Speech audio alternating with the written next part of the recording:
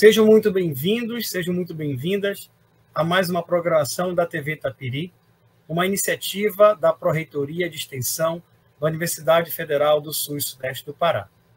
Na programação de hoje, do nosso nome Terra, Natureza e Ocupação Territorial, nós vamos entrevistar o professor Carlos Augusto Machado, que é professor da Universidade Federal do Tocantins. Vou adicionar o professor Carlos Augusto, que já está aparecendo aqui na tela para vocês. Para quem não sabe, o professor Carlos Augusto, ele é professor de Geografia da Universidade Federal do Tocantins. Ele é um professor que tem doutorado pela Universidade Federal de Uberlândia, com a pesquisa intitulada Gênese e Morfologia de Depósitos Tecnogênicos. Atualmente, ele é professor adjunto da Fundação Universidade Federal do Tocantins e é professor de disciplinas como Geologia e Geomorfologia, assuntos esses que nós vamos tratar com bastante atenção no tema de hoje. Ele participa também de alguns projetos ambientais, IARIMA, RCA, PCA, com ênfase em manejo integrado de solos e águas em bacias hidrográficas, e atua também principalmente nos seguintes temas: diagnóstico ambiental, planejamento ambiental, manejo integrado e práticas conservacionistas, bem como biodiversidade. Além de tudo isso, o professor ele é editor e revisor de revistas como a Revista Tocantinense de Geografia e revisor da revista Cosmos. Também coordena o Laboratório de Geologia e Solos. Por falar em solos, é exatamente o tema esse que nos traz aqui o professor Carlos Augusto, porque ele vai tratar exatamente de degradação dos solos. Então, professor Carlos Augusto, é um prazer enorme a TV Itapiri recebê-lo nessa programação de hoje. Seja muito bem-vindo, estamos ansiosos aqui para discutir. Por favor, as palavras iniciais são suas. Eu agradeço ao convite, é uma forma da gente trabalhar em conjunto. Queria agradecer também a toda a equipe envolvida, e que nós tenhamos aí um debate bem proveitoso durante esse tema que é a degradação dos solos. Perfeito, professor. Por falar exatamente de degradação dos solos, a pergunta inicial que eu gostaria de deixar aqui para o senhor, ela é muito simples, mas, obviamente, que de simplicidade, ela está apenas na pergunta, né? Mas ela tem uma enorme complexidade que nós gostaríamos de escutar. Afinal de contas, professor, como os solos são formados? Bom, existem 5 elementos principais na formação do solo, que é o clima de cada região, o tempo envolvido, os organismos, que aí vão ser os seres vivos das mais diversas espécies, o tipo de rocha, basicamente, e o tipo de relevo envolvido. Desses daí, a gente poderia destacar como mais essencial o clima. Então, o solo provém da rocha, de uma rocha específica. Então, esse clima vai atuar na formação do solo. E esses solos vão ser mais bem desenvolvidos em regiões tropicais, onde a gente tem mais umidade e mais temperatura elevada. Desse modo, a rocha vai se degradar e se transformar em solo, ou seja, vai virar em pó. Mas somente esse pó de rocha não pode ser chamado de solo, porque aí vai entrar o tempo de formação e os organismos vivos, principalmente os micro-organismos. Eles é que vão garantir futuramente a fertilidade para que as florestas venham a crescer e forneçam aí frutos e abrigo para os animais. Cada rocha vai desenvolver um tipo de solo específico e cada solo pode ser aproveitado de um modo diferente. Então, a gente tem que estar sempre pensando em usar as culturas adequadas para cada solo em si. Então, se você pegar nas regiões tropicais e equatoriais, você vai ter solos profundos e mais desenvolvidos, porém, às vezes, de menor fertilidade, porque essa mesma água que transforma o solo, ela também, às vezes, vai empobrecer, lixiviando ele, levando os nutrientes. E quando você vai migrando para as regiões temperadas e polares, esse solo vai ficando mais raso. Mas isso não quer dizer que ele perca a fertilidade, mas também vai mudar o tipo de vegetação. E a gente também, hoje, trabalha muito com uma questão que é o antropoceno. que é a ação do ser humano, principalmente nos últimos 10 mil anos. Então, nos últimos 10 mil anos, o ser humano já modificou praticamente todos os tipos de solo que existem no planeta, com exceção de pouquíssimas áreas. E essa modificação veio em virtude da agricultura e necessidade de produção de grãos para alimentação e de energia. Então, a gente está estudando não só os fatores naturais de produção do solo, como também os fatores artificiais, que são os fatores antrópicos na produção do solo. Perfeito, professor. Na sua resposta, o senhor havia destacado sobre o antropoceno, principalmente sobre as modificações feitas pelo homem nesses últimos 10 mil anos. A outra pergunta que eu tenho de fazer, eu acho que ela vem também um pouco nesse sentido, né? Apesar de estarmos sempre vendo notícias ruins sobre o uso do solo, sabemos que existem experiências bem-sucedidas, inclusive aquelas que são relacionadas à manutenção de água nos ambientes. Então, na sua opinião, né, você tem algum exemplo de ações dessa natureza que possam exatamente fazer esse processo inverso da degradação, ou aqueles que realmente possam contribuir para uma qualidade melhor do solo? O que você tem a dizer sobre isso? Sim, nós temos vários exemplos. Uma coisa interessante que está sendo vinculada muito nas televisões é a produção orgânica, atualmente, que vem avançando. Nós temos que lembrar que, apesar de todo o pacote tecnológico, que são as máquinas, colheitadeiras, tratores, e toda a tecnologia envolvida para produzir em grande escala, que em grandes áreas, essa tecnologia ela vai ficar restrita uma determinada época, não tão longe, porque esse pacote tecnológico vai custar muito caro, e nós não vamos ter acesso aos produtos que hoje fazem melhoria da fertilidade do solo. Então, já existem, sim, várias pesquisas. Nós temos aí um órgão público brasileiro bem destacado, que é a Empresa Brasileira de Pesquisa Agropecuária, a Embrapa, que desenvolve várias pesquisas nessas áreas. E nós temos uma coisa muito interessante, apesar de nós termos aí muitas notícias ruins na televisão, nós temos produção orgânica em pequena, média e também em grande escala, e até de produtos como a soja e o milho. Nós já temos uma nova leva de produtores rurais, que é aquela que está hoje, que são filhos de antigos grandes produtores rurais, que foram para as universidades e trouxeram novas ideias. Então, já existe uma corrente no Brasil de produtores de soja orgânica, de milho orgânico, e a Embrapa também traz muita assessoria técnica. Eles têm um banco genético, eles estão fazendo um banco genético, por exemplo, de reviver as espécies caboclas do Brasil. Milho caboclo, os feijões, porque a nossa alimentação do supermercado ela ficou restrita a uma espécie somente. Então, um tipo de feijão, um tipo de arroz, e essa variedade é que vai garantir a diversidade da vida. Então, quando a gente trabalha lá na questão da biogeografia, quanto mais a gente tiver a diversidade biológica, mais forte e melhores serão nossos produtos. E aí, você em casa pode fazer um teste. Você pode comprar qualquer dia um alface hidropônico, um alface produzido no sistema com adubos químicos e um produzido de forma orgânica, o famoso esterco de gado, como antigamente.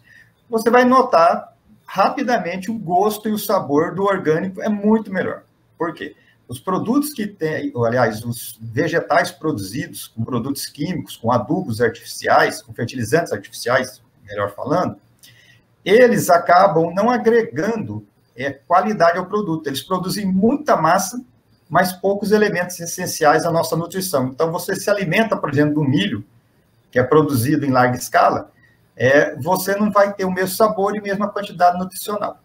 E a Embrapa ela tem diversas experiências, e eu trouxe aqui, tem até o professor já projetou a imagem, de experiências. Nós temos, por exemplo, aí o plantio de gramínea com mamão. Então, você pode criar gado com espécies frutíferas, e também, hoje, já tem uma vertente, está aparecendo na região aqui, você produzir árvores e criar gado junto. Então, é uma mera questão de você adequar os sistemas, e lembrando que o gado, principalmente o gado leiteiro, produz muito melhor quando ele está protegido do sol, do estresse do sol. Então, o gado não gosta de ficar no sol. Então, essa história de que pasto ele tem que ser limpo de árvores não é bem uma grande verdade. Mas isso, quando a gente estuda em ciência, é quebra de paradigmas. Então, você não pode quebrar toda uma produção que está estabelecida e colocar outra. Então, os produtores rurais estão desconfiados também com novidades, porque você está mudando a casa dele. E nós já temos experiências aqui de produção de agroflorestas, que são muito... que você ganha muito mais do que produzir, às vezes, colheitas normais, como soja e milho. Excelente, professor, excelente. Inclusive, aqui os exemplos que foram mostrados agora há pouco, né, que demonstram e comprovam, né, que são exatamente essas práticas, elas não são isoladas uma das outras, elas podem ser muito bem intercambiáveis. Acho que é uma questão também muito interessante a ser colocada. Por falar exatamente nessa ideia de produção, né, de que as coisas feitas de uma forma diferenciada, elas também ajudam na qualidade de vida, eu acho, professor, que tem uma questão também que é muito interessante nós associarmos a essa ideia de produtividade, né? Considerando, por exemplo, que a terra é o lugar de produção e reprodução da vida das pessoas, como é o caso dos camponeses, uma coisa que, inclusive, é muito comum nós utilizarmos em diversas outras áreas da geografia, como é o nosso caso, nós que somos geógrafos, né? O senhor considera relevante inserir os saberes dessas pessoas, no caso dos camponeses, as pessoas do campo em geral, na busca de técnicas ou até mesmo de políticas públicas visando um uso mais sustentável dos solos? O que o senhor, então, tem a dizer sobre esse assunto, que é um assunto bastante pertinente, diga-se de passagem, na Amazônia, sobretudo a partir desses últimos 50 anos, onde tentou se forçar uma ideia de que o pasto aberto ele seria o mais rentável, mais produtivo para essa região. Gostaria de escutar a respeito, professor. Bom, primeiro que é essencial introduzir os saberes nativos, e às vezes o brasileiro não valoriza a sua própria cultura. Quando nós temos os estrangeiros visitando o Brasil, eles vão em busca justamente das coisas naturais, que eles perderam no passado. E nossa civilização urbana, às vezes, não tem ideia de como são produzidos os alimentos. E esses saberes tradicionais, e aqui na região a gente já tem vários exemplos de saberes indígenas, tem uma pesquisa muito forte das terras negras da Amazônia, ou terras pretas, que são terras que foram enriquecidas através de simplesmente os indígenas enterrar os alimentos ou todo o material que eles usavam, cascas, fibras, e isso enriqueceu os solos, que são solos de alta produtividade. Então, isso na área de solos é uma pesquisa bem relevante. Depois, nós temos os produtos nativos do Brasil, que às vezes a gente não consome. Então, a gente tem uma variedade gigantesca de produtos, não é um ou dois ou três. Eu brinco que às vezes é falta nas aulas, que é falta de merchandising, nós somos ruins de merchandising. Então, nós pagamos lá muito caro no kiwi, que vem lá da Ásia, da Austrália, e nosso caju é muito melhor em termos de elementos químicos, de recursos minerais. Então, é questão de fazer a venda do produto para o mercado exterior. Então, nós temos medicamentos também, é muito importante dos saberes tradicionais. Isso é uma outra vertente que está crescendo bastante. E lembrando que grande parte da nossa alimentação são de produtos exóticos, que não são do Brasil. Então, o arroz, o feijão, a banana, o abacaxi, todos eles são de outros países. E nós, às vezes, não valorizamos os nossos alimentos tropicais, que são muito bons para a saúde. E aí, tudo isso depende de políticas públicas, que, infelizmente, no momento, não está tendo um grande incentivo. Então, essas políticas públicas visam integrar conhecimentos, que seria mais importante, difundir conhecimentos, que isso é essencial. E também investir para que esse conhecimento seja estudado pelas universidades, pelas empresas, e nós já temos empresas voltadas para isso é outra vertente interessante, que buscam produtos do dia a dia. E lembrando que um produto mais conhecido da nossa alimentação é a mandioca, que ela foi desenvolvida pelos indígenas. A mandioca ela não existe naturalmente. Ela foi desenvolvida e cultivada pelos indígenas brasileiros. Então, todas essas práticas, esse resgate de cultura, porque também, às vezes produzir um alimento está associado a uma cultura indígena, uma cultura cabocla, a uma cultura quilombola que não pode ser esquecida. E esse papel, a universidade acho que tem que ressaltar bastante em suas pesquisas. Perfeito, professor.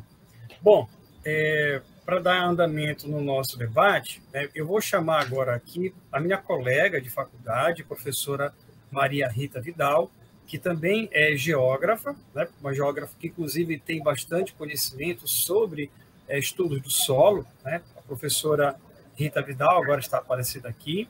Seja muito bem-vinda, professora, né, à nossa programação também.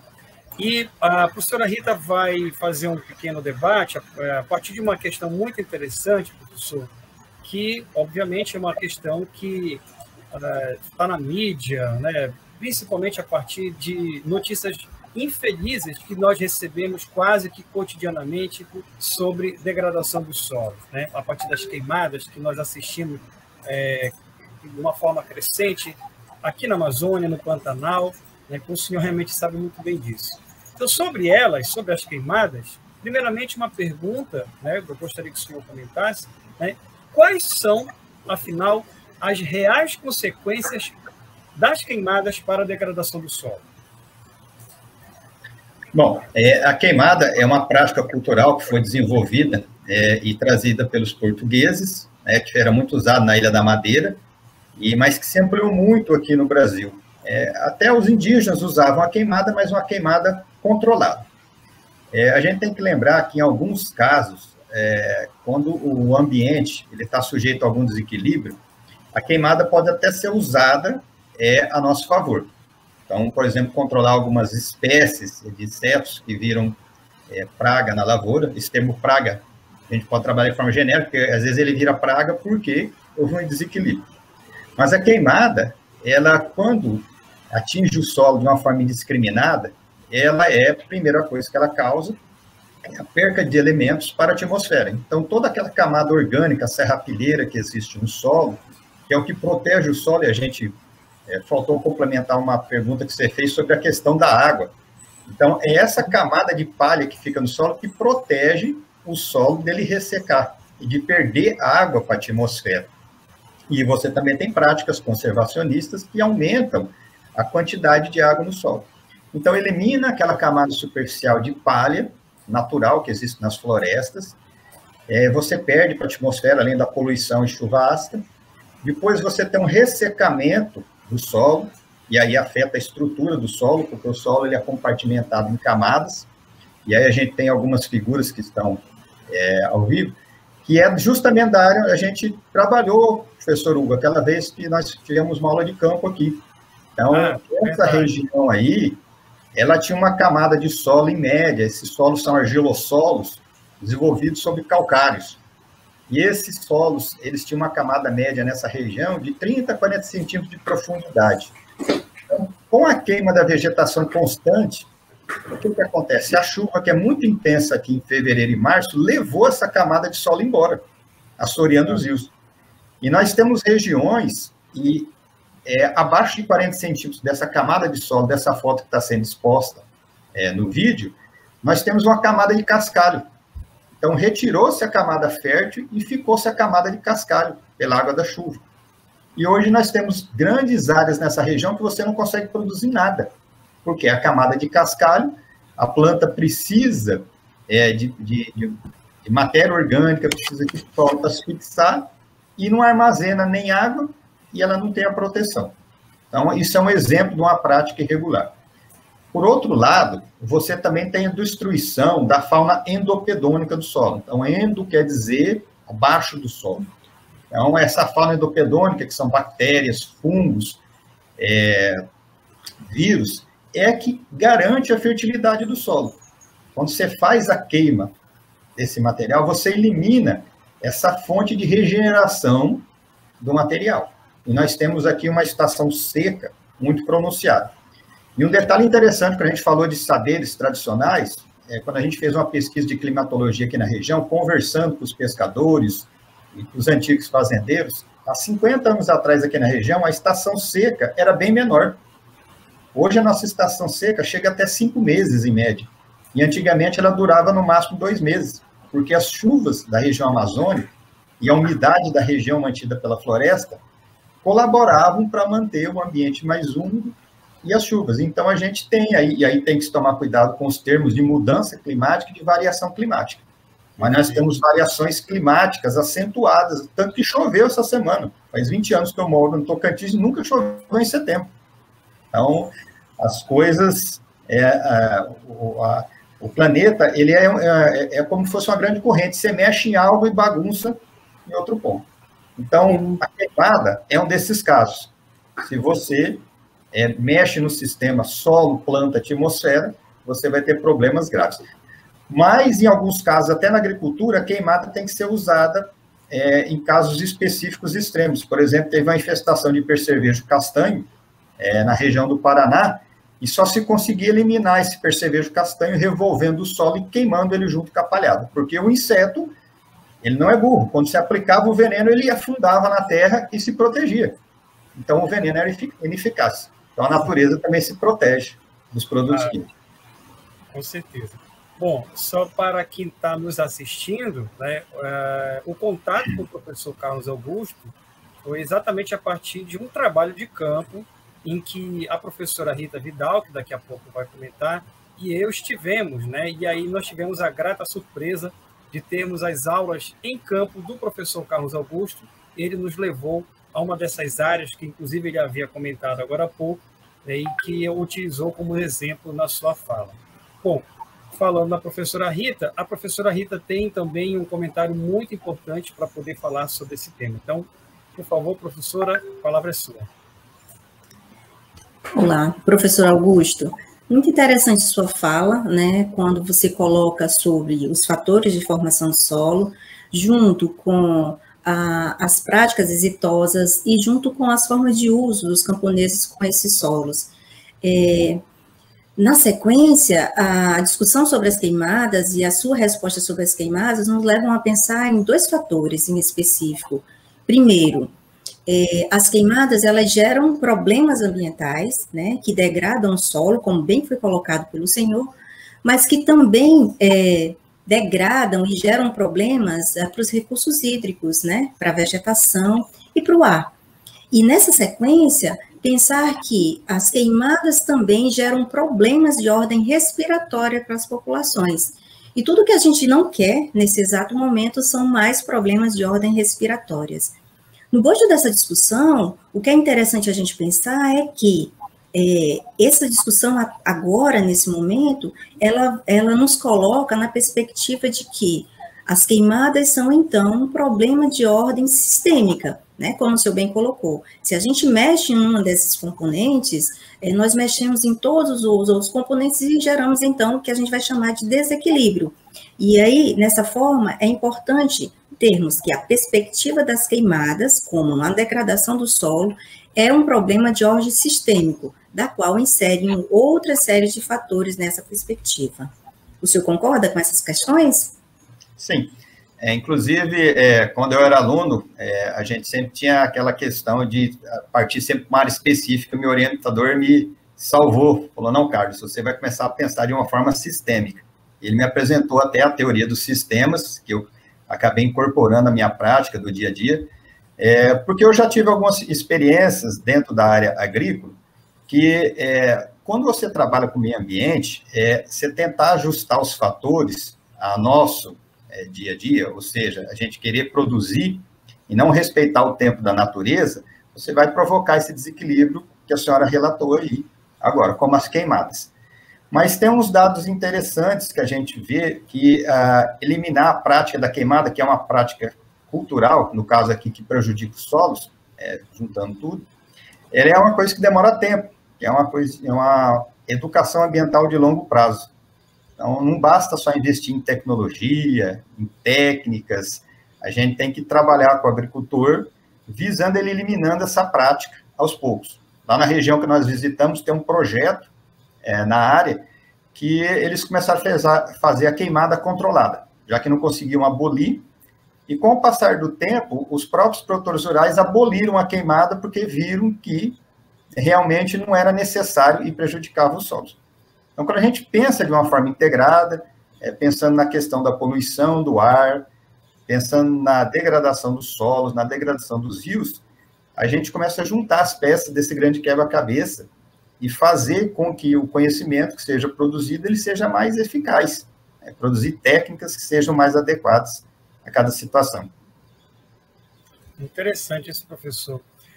Bom, eu vou fugir um pouco do nosso roteiro, né? Mas acho que vale a pena também um comentário bem simples, professor, já que ainda temos um pouco de tempo.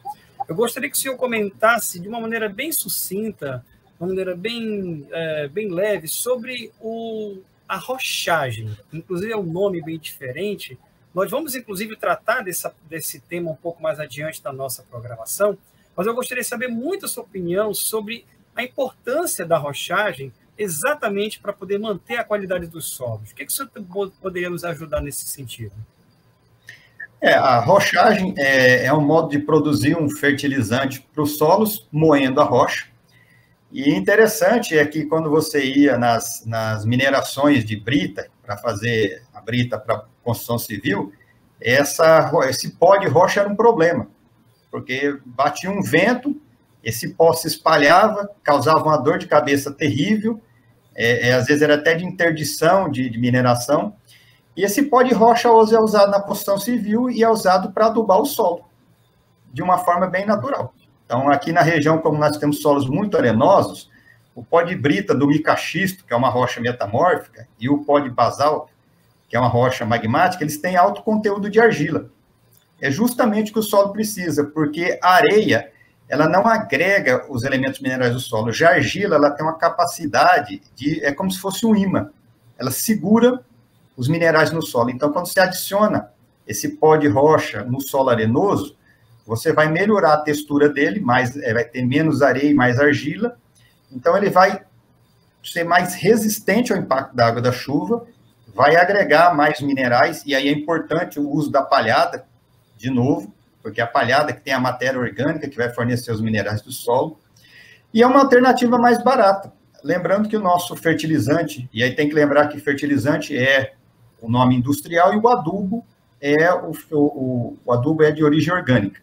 O fertilizante hoje ele é cotado em dólar, e aí ficou muito caro. Então é mais uma saída que os agricultores têm, e está sendo usada aqui na região para ser aplicado nos solos. E aí lembrando que é uma interferência do ser humano, porque a gente está alterando a evolução dos solos. Com certeza. Bom, professor, excelente essa sua participação, né? Eu acho que a TV Itapiri assim, só tem a ganhar com apresentações desse tipo, né? E eu gostaria, então, de deixar para o senhor as palavras finais, para que o senhor pudesse fazer suas considerações e nós encaminharmos, então, para a nossa finalização do programa. Então, a palavra é sua, professor. De novo, agradecendo a equipe, a todos aí da Unifespa. O que a gente tem que fazer daqui em diante, dentro da universidade, é estimular a comunidade a conhecer as práticas agrícolas aí sustentáveis. Tem muita gente que não gosta nem de usar esse nome sustentável, mas elas são sustentáveis porque elas vão garantir a produção a longo prazo. E investir. E nós também temos agricultores que fazem suas experiências, não como cientistas, mas que conseguem também ter ganhos na lavoura aí. Então, a gente tem que observar isso, trazer para o ambiente acadêmico, tentar ao máximo a extensão da universidade, levar também conhecimento, porque a gente não pode abolir todo esse pacote tecnológico e jogar no lixo. Então, nós temos que aproveitar tudo que foi gerado nesse pacote tecnológico e melhorar ele de uma forma que a gente mantenha a produção. E os agricultores do futuro vão ter que buscar esse tipo de produção se eles quiserem manter a rentabilidade nas suas áreas agrícolas. Perfeito. Professor, muitíssimo obrigado pela sua apresentação, pela sua participação. A pandemia, infelizmente, nos afastou fisicamente, mas também, por outro lado, nos permitiu fazer com que nós tenhamos esse tipo de experiência, né? Eu, particularmente, estou muito grato com a sua intervenção, foi muito bem-vinda, e tenho certeza que esse tipo de ensinamento vai chegar de uma forma muito, muito fácil, né, nos ouvidos dos nossos alunos, das pessoas também que sentem interesse em saber um pouco mais sobre a degradação dos solos. Então, agradeço demais a sua participação. É isso aí, pessoal. Nosso programa de hoje está se encerrando. Não se esqueçam de se inscrever no nosso canal, ative o sininho e espere por uma próxima programação da TV Tapiri. Um grande abraço e até a próxima. Obrigado.